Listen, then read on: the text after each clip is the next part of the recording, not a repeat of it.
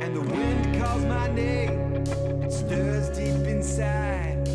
Thoughts of where my spirit feels alive, and where the mind goes, the hunter will follow to go beyond that vine.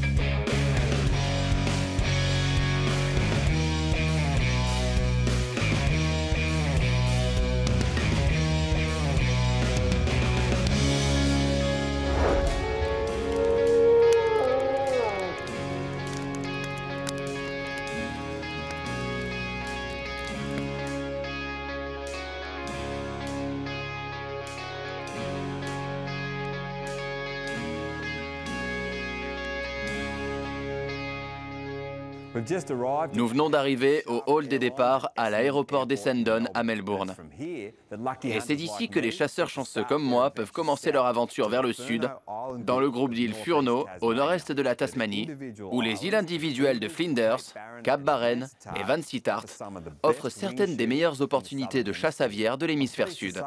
Je suis heureux d'annoncer qu'un membre de ma famille se joindra à moi pour ce voyage. C'est aussi un membre essentiel de l'équipe de chasse, mon meilleur pote, Angus. Allez, viens là, mon chien. C'est un chien d'arrêt allemand à poil court de 8 ans. Et comme tous les chiens d'arrêt, il aime essentiellement 3 choses dans la vie. La nourriture, l'affection et faire ce pour quoi il a été élevé, c'est-à-dire la chasse, et en particulier la chasse aux oiseaux. Bientôt, nous embarquerons à bord de cet avion pour un vol rapide vers le sud, jusqu'à Flinders Island, où nous rencontrerons notre hôte et guide, Chris Rhodes. Nous embarquerons ensuite sur le bateau de Chris et nous nous dirigerons vers l'île historique de Vansittart où nous chasserons dans les collines vallonnées à la recherche d'une population unique et abondante de cailles brunes. Angus, viens ici mon pote. C'est presque l'heure d'y aller mon grand. T'es content, hein? Ouais. T'es content? C'est presque l'heure. On va bientôt monter à bord. Voilà ta carte d'embarquement. Bon chien, tiens-toi prêt parce que je t'emmène au paradis des chiens de chasse.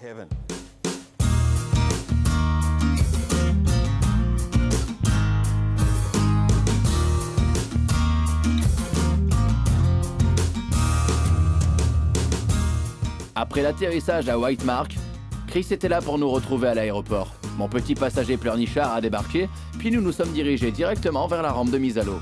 Chris organise des visites guidées à partir de sa base sur Flinders Island, qui comprennent des parties de chasse à la caille, au paon, au canard et à l'oie, ainsi que des charters de pêche pendant les mois d'été, sur terre et en mer, pour attraper des requins, des poissons crocodiles, des merlans et des langoustes. Après avoir chargé notre équipement sur son impressionnant bateau de 8,5 mètres, nous nous sommes dirigés vers Vansittart et en un rien de temps, nous sommes arrivés à la petite jetée pour décharger. La seule habitation de l'île est un petit chalet très confortable qui nous gardera au chaud et au sec. Une fois que les chiens eurent mangé et bu, nous avons fait de même, puis nous sommes allés nous coucher en prévision de la grosse journée qui nous attendait.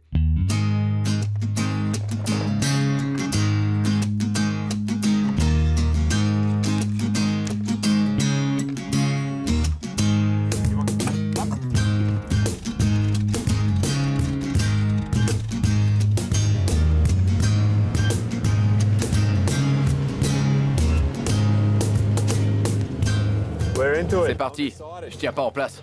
La matinée était très humide, mais ça s'est calmé. Chris nous a montré vers où aller.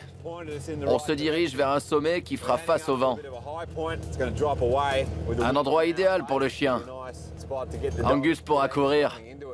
Il est surexcité lui aussi. Il a hâte. Ce véhicule me rappelle des souvenirs, bons et mauvais. Ma toute première voiture était du même modèle. Leslie Deans, le Bush Tuckerman, était l'une de mes idoles quand j'étais petit. Il passait dans des émissions de télé. Quand j'étais plus jeune, je l'imitais en vadrouillant à Cape York à bord de mon 4x4. Il avait un vieux modèle militaire. J'avais le même, ça me manque pas tant que ça.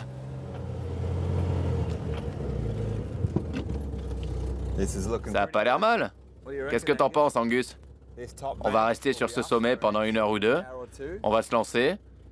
Et puis on retrouvera Chris un peu plus tard pour le déjeuner. Il y a des oies du Cap Barren au menu. Et nous allons lui poser des questions sur cette île. Elle a une histoire intéressante. Ces murs de pierre sont fantastiques. On se croirait en Europe. Allez, on descend. On va y aller, mon grand? Ouais. Allez. Cet endroit m'a l'air pas mal, je crois. Il est temps de charger l'arme et de laisser mon petit gars faire ce qu'il sait faire le mieux. Trouve les oiseaux, mon pote. Voilà le premier arrêt. Angus est là-bas. J'espère qu'il en attrapera bien d'autres. Je vais passer par derrière pour voir s'il y a des possibilités de tir. Un oiseau est passé à ma gauche. Il l'a peut-être raté. Il travaille dur. Il essaie de les trouver. Je pense qu'il nous a échappé. C'était peut-être celui qu'on a vu. Quand sa queue commence à remuer, ça veut dire qu'il en regarde un. Il se rapproche, je crois. Quand il arrête de remuer la queue et qu'il se fixe, c'est là que ça devient intéressant. Tandis que vous avancez, l'adrénaline commence à monter. Et vous savez qu'il faudra agir vite.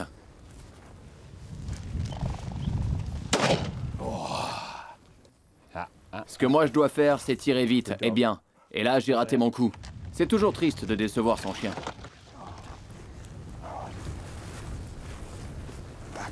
Là-bas. Je crois qu'il en a arrêté un autre ici. Il sent l'odeur d'un oiseau. Quand Angus ne fixe pas, mais qu'il fait des arrêts les uns après les autres, ça signifie généralement que des oiseaux sournois tentent de s'échapper. Leur trace est assez fraîche pour que l'odorat du chien la remarque et qu'il fasse un arrêt. Mais l'oiseau est loin devant et on ne peut pas tirer. Mais un bon chien d'arrêt finira toujours par y arriver. Ils ont un odorat remarquable et c'est fascinant de les regarder juger de la fraîcheur d'une trace, puis utiliser leur instinct pour essayer de devancer les oiseaux et déterminer s'ils doivent les suivre de plus près ou s'il faut faire un arrêt immédiat. Il est enfoui sous ses touffes mouillées, je crois. Il essaie de les débusquer. On dirait un tapis. Je crois qu'il court en dessous. Bon chien. On va le faire décoller. J'y étais presque. C'était un tir difficile. J'ai l'habitude de chasser la caille dans des terrains de chaume dégagés où on voit bien l'envol. Mais comme vous voyez, j'étais pas loin. C'était difficile de rester immobile pour tirer correctement. Chris a instauré un système de rotation des cultures sur l'île, ce qui permet de garder la nourriture fraîche et de brûler toutes les hautes herbes pour faire pousser des plantes plus jeunes. Ce matin, on s'est débattu sur ce terrain épais et les oiseaux se sont cachés dans les touffes. Plus tard, on sortira avec les chiens plus expérimentés de Chris. Il nous a décrit la façon dont ils travaillent ensemble en bloquant les cailles, un peu comme les chiens de berger si vous voulez. C'est peut-être ce qu'il nous faut. Angus et moi, nous n'avons pas l'habitude de poursuivre des cailles effrontées à travers les touffes d'herbe. Et on a du mal à chasser. Dans un terrain plus ouvert tel que celui-ci, elles auront plutôt tendance à aller se cacher dans des rares touffes plutôt que de sortir et courir à découvert. Donc on va essayer. Avec un peu de chance, il arrivera mieux à les débusquer. Et je pourrais en abattre quelques-unes. Bon chien, va chercher les cailles.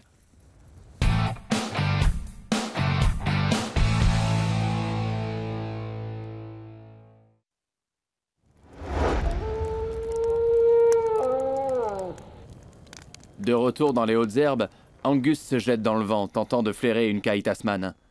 Il travaille dur et fait de bons arrêts. Mais ces oiseaux rusés sont difficiles à débusquer et me devancent souvent. J'en ai raté plusieurs, c'est décevant, car pour Angus, voir l'oiseau tomber et aller le chercher est une vraie récompense. Mais il ne tarde pas à faire un nouvel arrêt. Je lui donne donc l'ordre d'aller débusquer la caille. Bon chien, vas-y.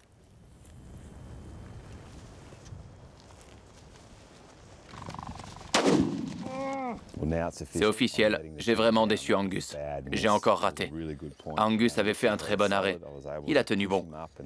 J'ai réussi à le faire avancer et à faire sortir l'oiseau. Mais j'ai raté mon tir. Et de beaucoup. C'est vraiment surprenant. Je dois faire plus attention au baril de mon fusil. Sinon Angus va me quitter pour Chris, je crois. J'avais besoin de prendre un moment pour réfléchir à mes tirs. Alors nous sommes retournés déjeuner. Et Chris a préparé un incroyable repas de blanc d'oie du Cap Barren, qu'il avait abattu avec des clients à Flinders. La saison des canards touchant à sa fin, on a eu droit à un autre mets délicieux. Des canards noirs abattus au niveau du barrage près du chalet, cuits à feu doux. Chris les a farcis de marmelade et de poivrons, avant de les enfourner et de les laisser cuire pendant qu'on discutait des plans de chasse pour l'après-midi. Remparts, cimetières, épaves de bateaux, cet endroit a manifestement une histoire intéressante qui remonte au début du 19e siècle. Oui, c'est l'une des îles où les premiers chasseurs de phoques de Sydney sont venus au début des années 1800. Ils campaient de l'autre côté de l'île, où tous les phoques se trouvaient. Puis en 1816, ils se sont lancés dans l'agriculture de subsistance. Ils ont cultivé 20 tonnes de pommes de terre sur ce terrain face à nous. Depuis, certains habitants s'y sont installés de manière permanente. Tu as toujours vécu ici et tu as grandi dans le coin.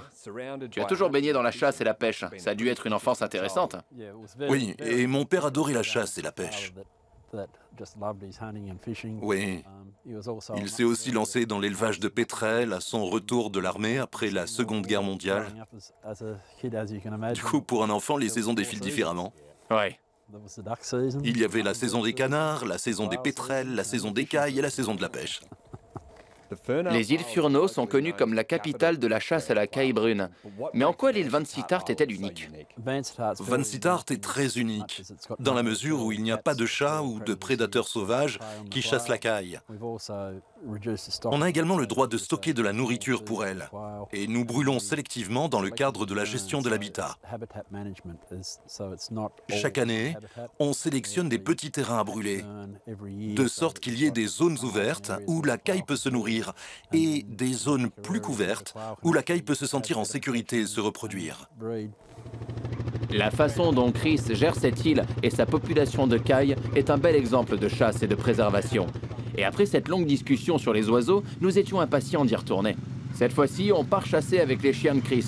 Il nous a expliqué comment ça se passe quand les chasseurs sans chiens venaient sur l'île. Mes chiens travaillent avec n'importe qui. Super.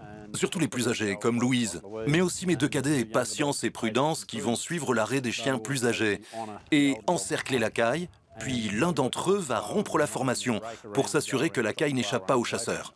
C'est ici qu'on a eu des difficultés ce matin. C'était nouveau pour moi, parce que sur les terrains dégagés de chaume, on voit bien les oiseaux quand ils courent pour s'échapper. Mais sur ce terrain touffu, ils pouvaient se cacher sous les longues herbes humides et y rester cachés, ou prendre la fuite. Parle-nous de tes chiens. Tu as des setters et des retrievers, c'est ça? Voilà Midnight, mon retriever à poil plat. Il rate presque jamais un oiseau. Et elle, c'est Prudence, et elle a 8 mois. Voilà la matriarche. Elle s'appelle Louise, et elle a 10 ans et demi. C'est tous des setters anglais? Oui, c'est ça. Et voilà Patience. Patience. Parce qu'il m'aura fallu beaucoup de patience avec elle. Ok, alors c'est quoi le plan d'attaque? On va aller par là pour faire face à la brise. On chassera d'abord les oiseaux sur un terrain dégagé, puis sur un terrain plus couvert, et on verra comment mes chiens travaillent. Super. Et Chris m'aidera à tirer droit. J'aurai plus de chance que ce matin. Je peux juste débusquer les cailles. C'est pas grave, je m'occuperai du reste. Les setters sont les chiens les plus rapides du monde de la chasse. Ils sont agiles et rapides et peuvent courir à la recherche des cailles. Avec Midnight le retriever à portée de main, j'étais content de rester en arrière et de regarder Chris s'approcher des arrêts du setter. Et aussi nous donner une excellente démonstration de tir. Voilà une caille brune. Belle petite partie de chasse. C'était chouette de voir comment les chiens travaillent ensemble. Comment s'appelle celle qui était à l'avant? Patience. Patience. C'est impressionnant de voir les autres chiens s'asseoir et respecter l'arrêt des autres. Ensuite, Patience arrive à l'avant et la proie est prise au piège. Jolie prise d'oiseau, dis-moi. Ça en fait 2. Il y a eu le premier, Oui. que tu as abattu au début, et ensuite c'est celui qui est apparu à droite et t'as réussi à en avoir une. Une caille de Vansittart. Génial.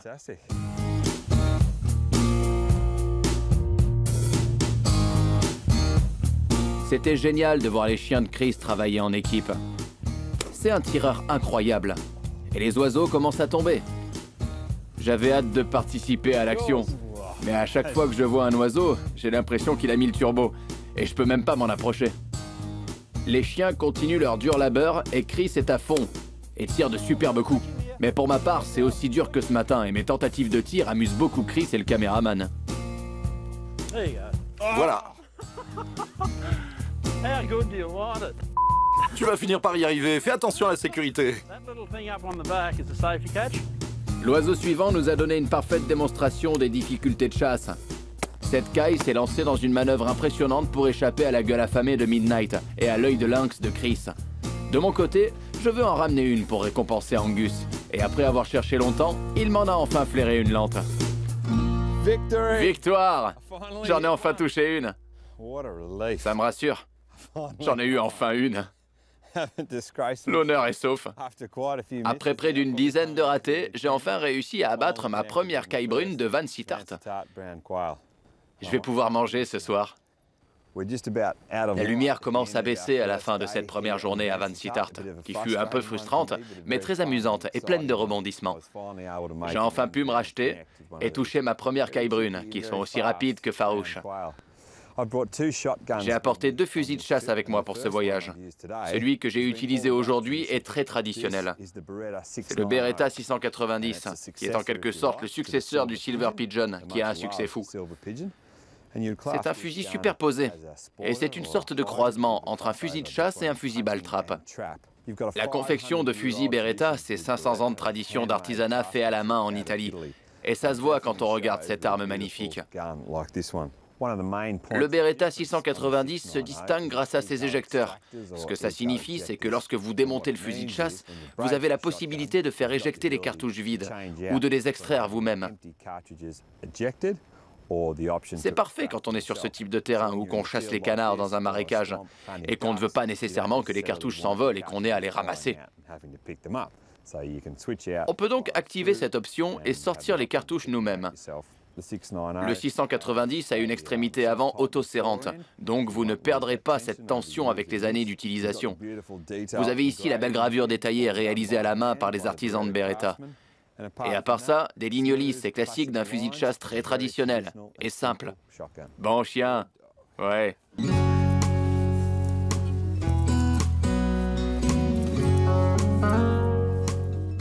De retour au chalet, on est accueilli par le doux fumet du canard cuit. Avec en plus une assiette de purée, des légumes et de la sauce. Ce superbe festin a fait de nous des chasseurs heureux. Et les chiens n'étaient pas mécontents non plus.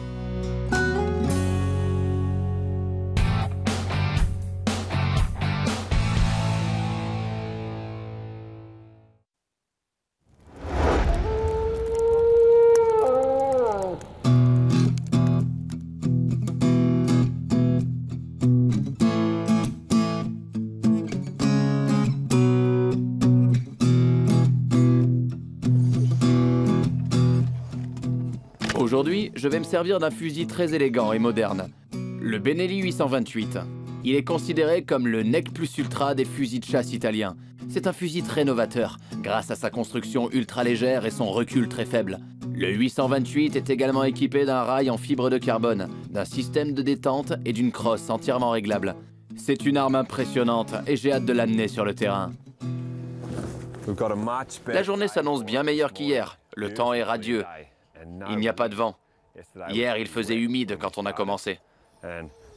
Les chiens se sont bien reposés après la journée épuisante d'hier.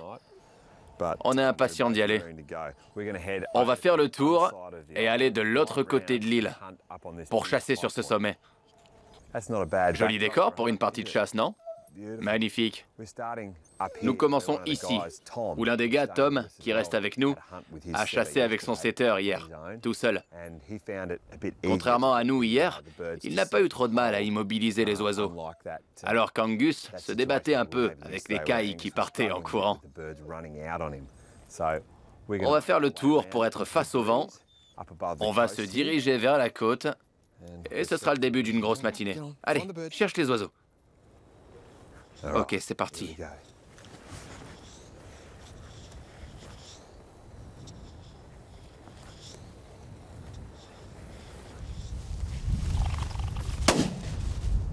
Bon chien. C'est un très bon début de journée. Après hier, ça fait du bien au moral. Enfin, un tir réussi. Angus a eu un peu de mal à récupérer l'oiseau. Je crois qu'il est un peu frustré. Mais je tiens une caille et Angus a fait un autre arrêt là-bas. Je vais m'en occuper.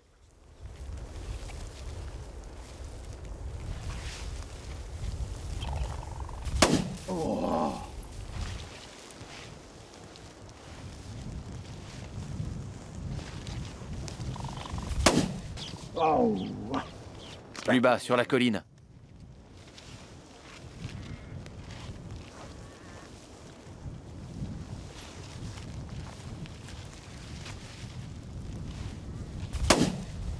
Je l'ai eu! On a mis plus de temps à récupérer celle-là. Mais le chien finit toujours par la trouver. Faut persévérer. Les cailles courent vite. Je viens d'en voir une pour la première fois dans les hautes herbes. C'est dur à repérer. Mais Angus est en train d'arranger ça. Hier, il restait sur son premier arrêt et les oiseaux s'éloignaient de lui. Mais là, il les poursuit et se jette sur eux pour qu'ils s'envolent. C'est beau à voir. Vu que je tirais beaucoup mieux et qu'Angus travaillait dur, la matinée s'annonçait bien. Mais le vent ayant tourné, la brise était dans notre dos. Nous avons donc décidé de remonter la colline pour avoir le vent face à nous et chasser au bord de ce haut plateau. J'ai lâché Angus et il s'est dirigé droit vers les oiseaux. Je l'ai eu. Bon chien. Voilà ma caille. C'est rare que j'arrive à la voir du deuxième coup. C'est un bel oiseau. On peut en tirer une belle somme. Si elles ne sont pas endommagées par l'impact de la balle. On est allé sur le versant le plus escarpé de la colline pour être pile face au vent. Et d'après le langage corporel d'Angus, les cailles étaient tapies au sol et ne voulaient pas décoller. Il a travaillé dur pour les immobiliser avant de les faire s'envoler. Ouais. Quand un oiseau s'est enfin envolé et que je l'ai eu avec un joli tir, la frustration a pris le dessus et Angus a décidé que c'était l'heure du déjeuner. Il a donc mérité un carton rouge. Après avoir passé un moment sur la touche, Angus était de nouveau efficace et mes tirs étaient enfin au point et attrapé au vol ces petites fusées marron. Cette fois-ci, Angus s'est souvenu de son entraînement, faisant preuve d'une grande habileté et d'une grande fermeté, d'une grande constance pour débusquer les oiseaux et pour les récupérer et me les apporter. Bon chien. Bon chien. C'est comme ça qu'il faut faire, mon grand. J'aimais beaucoup la sensation du Benelli 828. Et avec son poids léger, c'était certainement un plaisir à transporter. Et un plaisir à tirer sur un terrain plus en pente et plus difficile. Ce jour-là, ce plateau regorgeait de cailles. Et lorsque nous nous sommes dirigés vers le véhicule, on a été accueillis par un véritable cortège d'oiseaux avec beaucoup d'envols, qui furent l'occasion d'actions rapides et de montées d'adrénaline. Bon chien, c'est bien. Un très bel envol. J'ai entraîné Angus à débusquer les cailles. C'est toujours mieux d'apprendre aux chiens à se lever et les pousser à partir, plutôt qu'à leur sauter dessus et leur faire peur. Ça, c'est une belle chasse. On s'éclate.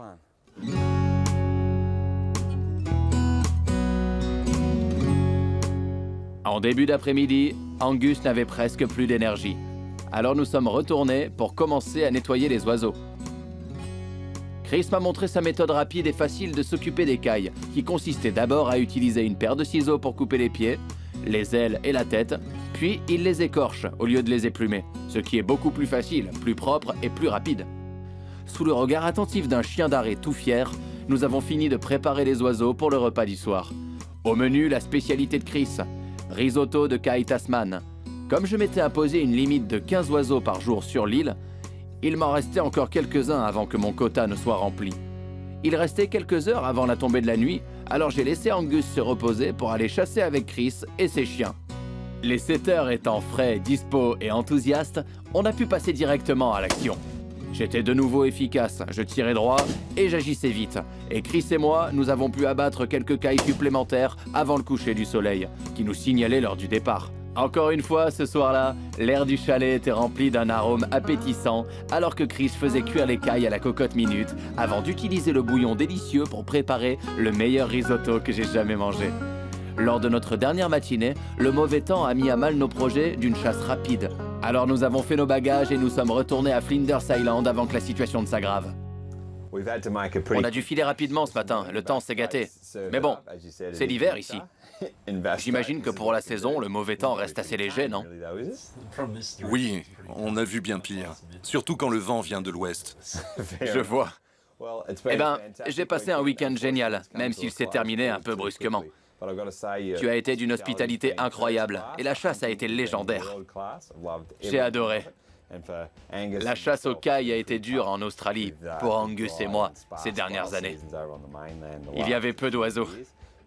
Donc il n'y a plus qu'une seule chose à faire, organiser notre retour.